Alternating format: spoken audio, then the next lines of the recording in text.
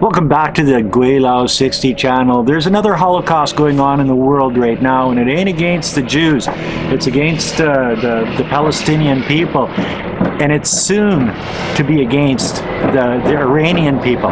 We've already seen the Holocaust and the genocide and the ethnic cleansing against Libyans, Syrians, Somalians, people from Iraq, people from Afghanistan. We've seen the total collapse of a number of countries over there because of the political policies of a couple of countries. The first one's Israel, and the second one is the United States of America. We've watched them destroy people's lives, destroy governments, destroy countries. You look at when Saddam Hussein was the big kahuna in Iraq. Well, it was not a bad country.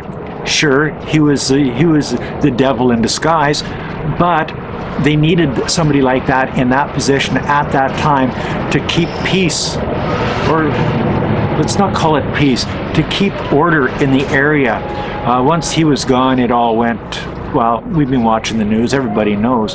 But because the Israelis, their ancestors went through the Holocaust at the hands of the Nazis in Germany and Poland and France and places like that back in World War II, they think they get a get out of jail card free, and they can create the same Holocaust type of antics as was perpetrated against them back in those days. And the United States backs them on this, which is sort of a sad situation. Everybody thought that the United States is a good country and Israel is a good country, but their true colors are starting to shine through now. People see what's going on in Palestine. They see the genocide and ethnic cleansing. They see the murder of children, women, old people. They talk about Hamas hiding behind the people, the citizens of Palestine, and then you look when Iran retaliated and bombed after Israel went in and a preemptive strike on Iran. But do you see that where their missiles, their Iron Dome missiles to protect the country, are coming from residential areas? So they're perpetrating the same type of stuff in Israel as they're accusing the Palestinians of. So Israel just a couple days ago bombed nuclear plants and whatever, nuclear sites, killing scientists, killing top government officials, top military officials, and it was all done sort of covertly, but it was more of a, okay, Trump and Iran were at talks about their nuclear programs in Iran. And they had one the day before, and they were going to have another negotiation a couple days later. So Iran would think, well, we're in no danger right now because the United States and Israel are close, and we're in negotiations about our nuclear program with Donald Trump, and then in the middle of the negotiations, Israel takes a preemptive strike against Iran.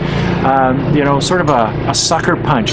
But it was, you can tell that it was an agreement between Trump and Netanyahu that Trump gets them to let their guard down with negotiations, and then they turn on him like a rabid dog. And then when Iran retaliates, the United States helped shoot down the missiles going to Israel. They didn't try to stop the Israelis from going and bombing Iran, so obviously picked a side. Well, and it could get deeper than that, where Russia and Iran have a treaty where if you attack one, you attack both of them. So will Russia get involved? China came out yesterday and took an official position where they were 100% against what Israel had done to Iran. Iran is a friend of China's, and you have to think to yourself, is China going to get politically involved? Is China going to get militarily involved? Is Russia going to get politically involved? Is Russia going to get militarily involved in this? If they do, what is the repercussion of that? Okay, you've looked at countries, as a Westerner in the United States, you've looked at countries like Russia as the bad guy. You looked at countries like China as the bad guy. You've looked at countries like Iran as a bad guy. You've looked at countries like North Korea as a bad guy. Okay, well, how many countries has North Korea attacked in the last 80 years? They may be not a nice place to live in North Korea for the citizens, but they're not a threat to anybody unless they're threatened. They have nuclear weapons, and what gives Iraq, or I mean, what gives Israel the right to have nuclear weapons and Iran not to? Well, it's arrogance. Why should the world tolerate you having nuclear weapons and not, say, Iran?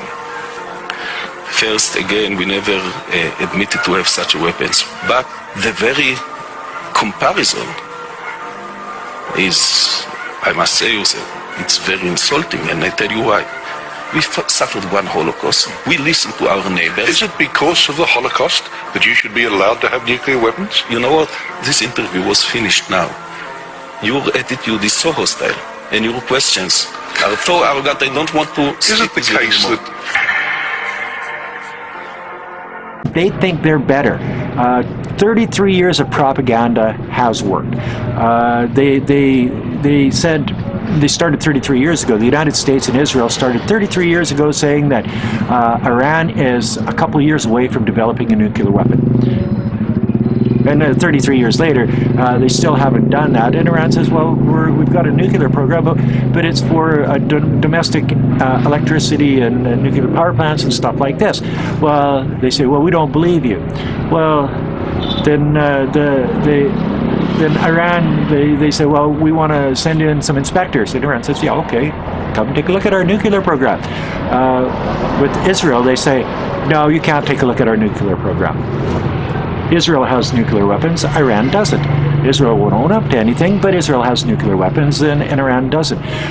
You know, Israel has created war, mass havoc, and death and destruction all around the Middle East for decades and decades and decades. And they say, well, it's national security. Where have you heard that before? In the United States of America. Even port cranes are national security issues. Garlic from China is a national security issue. Everything is a national security. Well, we're surrounded by our enemies, Arabs and Muslims, says Netanyahu. Well, 57 states, Arab and Muslim states, came to the media and said that if you draw the lines as they were in 1967 and agree to a Palestinian state, we'll protect you. We'll make sure that you're protected. But Israelis don't want that. They don't want a Palestinian state. So they just, you don't hear, it's just a vacuum. You don't hear anything back from them. But so 57 Arab and Muslim states say, well, man, we want this endless war to be over, so we'll protect you. We'll make sure that you're never harassed or anything. You can live your little Israeli life as long as you want, and you'll be safe where you are. The Israeli government and people would rather have an endless war with people they don't believe in religiously, that they have dehumanized for so long through their mass media, that mass mainstream media, that they're dehumanized. They're less than human in the eyes of the Israeli people and the American people. So between the United States and Israel, they have created an ongoing war in the Middle East that will never be over if, well, there's two ways it'll be over. If Israel decides to recognize a Palestinian state, moves their troops out of there, and then it's over. Either that or somebody drops a nuclear weapon on Israel, because like you got to stop them somehow. And if you do that, well, Israel's got a bunch of, I think they might have 30 nuclear weapons by the last count.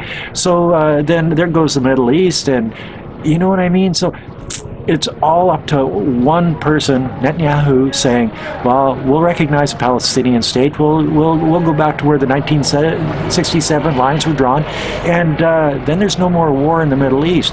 But they won't do that. Why? Because they think that they should have it all, and they won't stop until they do. They're a very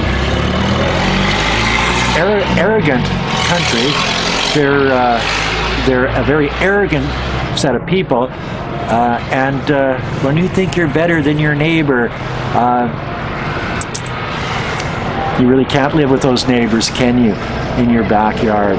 Anyway, that's another video from Gweilo 60. If you like this video, as always, like, comment, subscribe, push that share button. Don't forget to resubscribe, hit the bell, and whatever you do, peace out.